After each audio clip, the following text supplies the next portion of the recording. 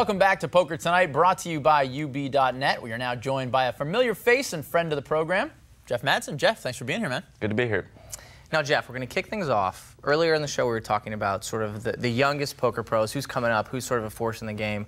Obviously, a lot of people would still say you, even though you've kind of been around for a while, it feels like. Who do you think are the young guys coming up, the beasts? Mm-hmm. I mean, there's a lot of beasts, you know what I mean? All these guys that started playing online so young, and they built their names up, you know, like Elke and, you know, Annette 15 and Jason Mercier. These guys are like, you know, I started young, but these guys started younger than me because I wasn't even playing online that much before my 21st birthday. So, you know, there's a lot of guys I could name. Well, you know, you're talking about people coming out of nowhere. Obviously, you're kind of one of those guys who came out of nowhere. You were playing small stakes in your live casinos. You show up at the World Series of Poker, win 2 bracelets, no problem. You know, what is that like when you first come into the game and that happens? Do you think it's going to be the easiest game ever, that you're the next Phil Ivey, or was there any humbleness at all in you back then? I think, you know, there's a thin line between arrogance and confidence. So I was very confident, and, you know, I even told my friends I could be the youngest bracelet winner, and I really, you know, had the mindset that I could do it.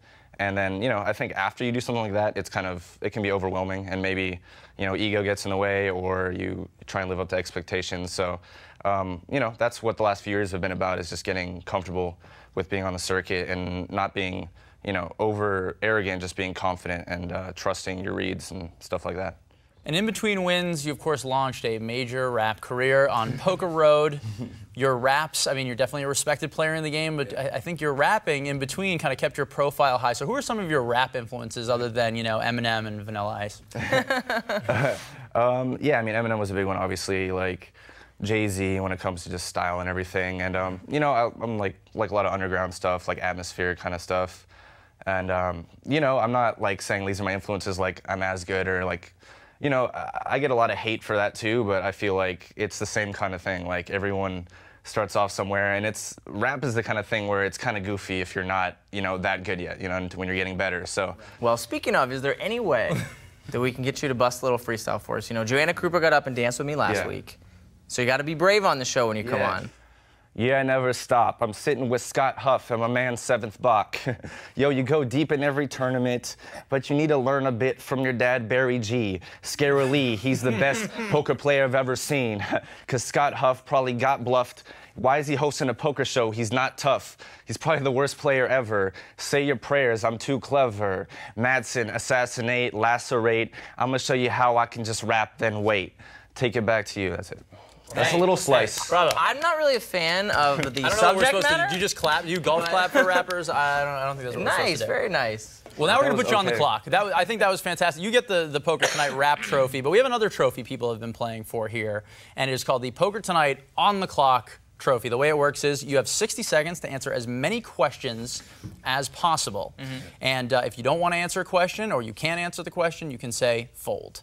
Okay. At the end of the season, whoever has the most right will win our gorgeous Poker Tonight On the Clock trophy. Right now in the lead is someone I hear you were at one point romantically involved with, Trishelle Canatella. How many did you get, like 8, 7? Can't tell you that beforehand. We haven't been doing that for other people. Floor, start the clock. Who is poker's all-time career tournament money winner? Phil Ivey. Who is responsible for 9/11? George Bush. What is Chris Moneymaker's real name? Christopher Moneymaker. What hand did Doyle Brunson win both of his main event titles with? Awesome. If you hold a pocket pair, what is the % chance you'll flop a set? 1 in 8. Finish this rap lyric. I get stupid. I shoot an arrow like Cupid. I use a word that don't mean nothing. Fold. Funnier TV show, South Park or Family Guy? Family Guy. What is the capital of Afghanistan? Fold. Why do bad things happen to good people? Because life isn't fair. And who did you defeat heads up for your first WSOP bracelet? Willie, an Asian guy. Will you please never do another rap with Lane Flack? I'm back with Lane Flack. Okay, yes, ever. If you have 4 cards to a flush on the flop, what are the chances you'll make your flush by the river? 36%. Time is up. Right now, Jeff, you got 6 correct. Hey. The ones you got wrong, though, who was responsible for 9/11? We were only accepting Al-Qaeda. Finish this rap lyric. It was a word that don't mean nothing, like loop did. Old Humpty Dance lyric. Capital of Afghanistan is, of course, Kabul. Funnier TV show was South Park. Not a matter of opinion, apparently. And you defeated Paul Sheng Heads up. That's what I said, Who was right? an Asian guy? Paul Sheng. That's He true, was but an I don't Asian think guy. you can get that. Open apology to all people named Paul Sheng. Well, thanks for being here, Jeff. We appreciate it, man.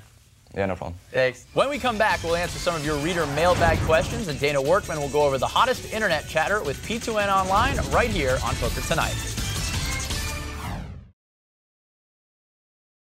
Poker2Nite has been brought to you by UB.net. Raise, stack, own. Welcome back. Time for P2N Online, where we let you in on what's trending hot in poker for the week. First, Huff, lots of feedback this week to your reaction to Joanna Krupa and Mr. Sebok's Lambada. On the Poker Road forum, RIP Bob Gnarly wrote, "Felt pretty uncomfortable myself for a Huff when watching that. Who would want Joe Sebok and one of the best looking women on the planet dancing in their face with a bunch of cameras on you? I can name one, probably Sebok." The Six Wilbury then remarked, "I couldn't stop laughing at Huff's reactions." Wait, can we get a look at that again? Okay, so another Lambada move would be 1, 2. Whoa. So it'd be like 1, 2, 3, 1, 2, 3, and then roll. Wow, this is getting serious here. All right, let's try it one more time. Let's see if So, Huff, what were you thinking there?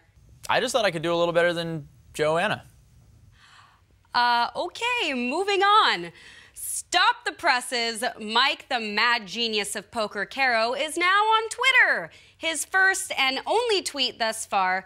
First tweet, Ben Hermit in Ozarks building new www.poker.1.com. Old one was disaster, made to do and changelog public on homepage. Bad idea? Yeah, looks like his tweeting skills are about the same as his poker skills lately. Our favorite tweet of the week came from David Williams. On his way to a World Poker Tour event this week at the Hollywood Casino in Lawrenceburg, Indiana. At DW Poker said, "Tonight, I'm going to a tournament in Hollywood, which is in Indiana. I fly to Cincinnati Airport, but it's actually in Kentucky. Weird." Finally, we asked and you delivered. Here's some questions from our reader mailbag. First question comes via Twitter from Resurrex. If you could restart your poker career, what would you do differently? Let's go to Gavin Smith for this one. If I was going to start all over again, I would try to have a normal job and just play for fun and enjoy it and, you know, take my vacation during the World Series and play that. But I would not try to make an occupation of it again. Thanks, Gavin. And one more reader mailbag question, this time from our Facebook fan page. Deborah Torben Feinberg wants to know, how do you handle a player who berates you for playing a bad hand and winning with it? Good question. For this one, we'll go to Allie Prescott. I'm actually a good person for this question because I play lots of questionable hands and sometimes run pretty well. I don't say much at the table. When people generally go off on me, I just smile and then make it a point to raise or re-raise them every single time they enter the pot for the rest of the tournament until one of us isn't there anymore. Thanks, Allie. Please keep submitting questions to the mailbag. If we didn't get to your question this week, we'll keep working them in throughout the rest of the season. So as always, reach out to us at Poker2Nite.com, Twitter/Poker2Nite, or Facebook/Poker2Nite.